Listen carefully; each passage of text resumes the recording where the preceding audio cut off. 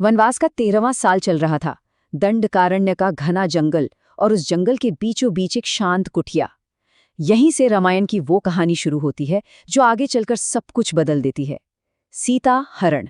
चलिए इस पूरी घटना को परत दर परत समझते हैं। लेकिन हाँ, एक सवाल जो हम सबके मन में हमेशा आता है कि अगर वो लक्ष्मण रेखा थी जो इतनी शक्तिशाली थी, तो फिर रावण ने उसे पार कैसे कर लिया? क्या वाकई ऐसा कुछ था या असल कहानी कुछ और ही है? आज हम इस पूरे घटनाक्रम को लॉजिक और ग्रंथों दोनों नजरियों से देखेंगे। ठीक है, तो शुरू करते हैं।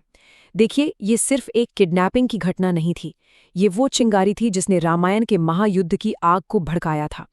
यहाँ हर एक कदम, हर एक चाल पूरी तरह से सोची समझी थी। रावण कोई साधारण राक्षस नहीं था, वो एक बहुत ही चतुर रणनीतिकार था। वो ये बात अच्छी तरह जानता था कि राम और लक्ष्मण जैसे महान योद्धाओं के होते हुए वो सीधा हमला तो कर ही नहीं सकता, ये तो बेवकूफ़ी होती। इसलिए उसने ताकत का नहीं बल्कि दिमाग का इस्तेमाल करने का फैसला किया। तो रावण ने एक ऐसी योजना बनाई जो कई हिस्सों में काम करती।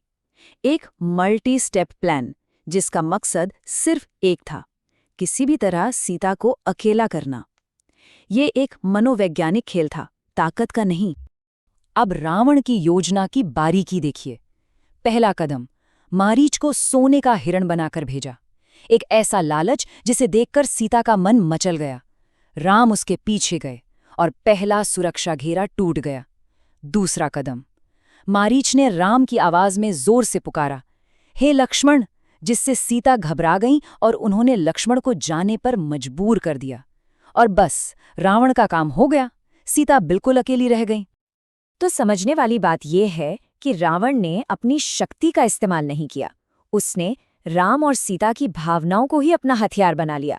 सीता का आग्रह और लक्ष्मण का अपने भाई के प्रति कर्तव्य, इसी का फायदा उठाकर उसने उन्हें अकेला कर दिया। ये शुद्ध मनोवैज्ञानिक छल था। और अब आते हैं उस सबसे बड़े सवाल पर जो सबके मन में है, लक्ष्मण रेखा का क्या? ये इस पूरी कहानी का शायद सबसे बड़ा मिथ है। सच तो ये है, और ये बात शायद बहुतों तो हैरान कर दे, कि वाल्मीकि रामायण जो कि मूल ग्रंथ है, उसमें किसी भी लक्ष्मण रेखा का जिक्र है ही नहीं। ये जो विचार है ये बाद की लोक कथाओं और रामायण के दूसरे संस्करणों से आया है, और लोक कथाओं में भी इसे एक ऐसी प्रतीकात्मक सीमा माना गया है जो बाहर वाले को तो रोक सकती थी, लेकिन अगर अंदर वाला खुद बाहर निकल जाए तो वो उसे नहीं रोक पाती थी।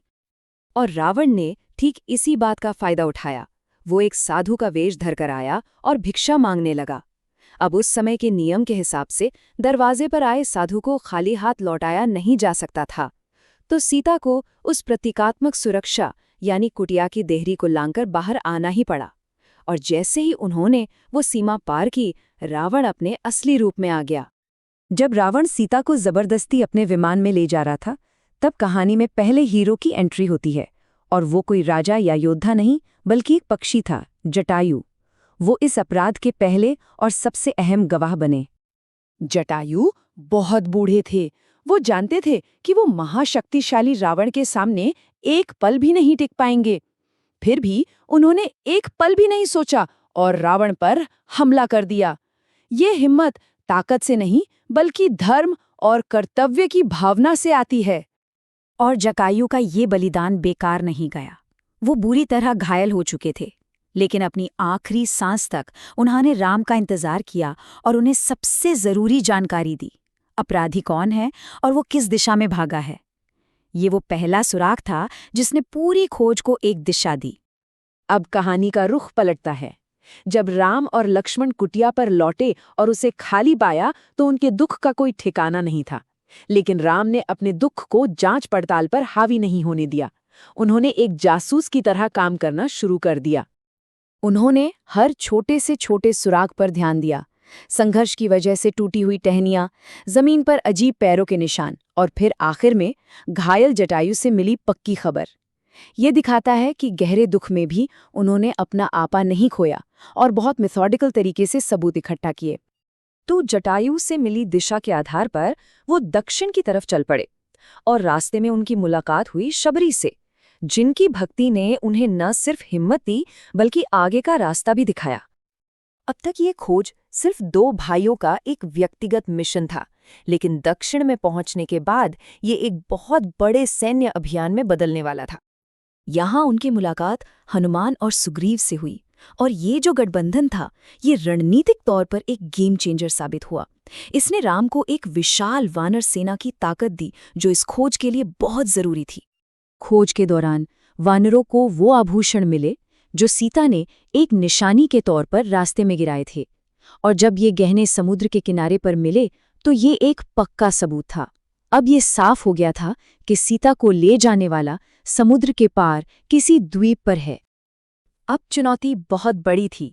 सामने था एक विशाल महासागर, उसे पार करना था, और इसके लिए चाहिए था सिर्फ एक ऐसा योद्धा जो एक ही छलांग में ये दूरी तय कर सके। और वो योद्धा थे हनुमान। उनकी वो अविश्वसनीय छलांग और फिर अशोक वाटिका में सीता से मिलना, ये इस पूरी खोज का निर्णायक मोड़ था। इससे न सिर्फ ये पक्का हो गया कि सीता कहाँ है, बल्कि राम का संदेश भी उन तक पहुंच गया। बस यहीं पर खोज का मिशन पूरा हुआ और युद्ध की तैयारी शुरू हो गई। तो देखिए, ये पूरी घटना एक चेन की तरह कैसे जुड़ी हुई है। रावण का छल, जटायु का सुराग, राम की जांच, सुग्रीव का गठबंधन और आखिर में हनुमान की पुष्टि, हर कड़ी दूसरी से बिल्कुल सटीक तरीके से जुड़ी हुई थी। इससे ये बात बिल्कुल साफ हो जाती है कि सीता हरण की घटना सिर्फ दुख और गुस्से की कहानी नहीं है। ये एक बहुत ही जटिल घटना है, जिसमें गहरी रणनीति, खुफिया जानकारी और जाहिर है एक महान बलिदान शामिल है। तो अंत में ये सवाल हमारे सामने आता है कि क्या हम इस घटना को सिर्फ एक अपहरण मानकर देखें, या फिर इसे रामायण के महायुद्ध को शुरू करने वाली पहली सोची समझी रणनीतिक चाल मानें। इस पर विचार करना बहुत दिलचस्प है।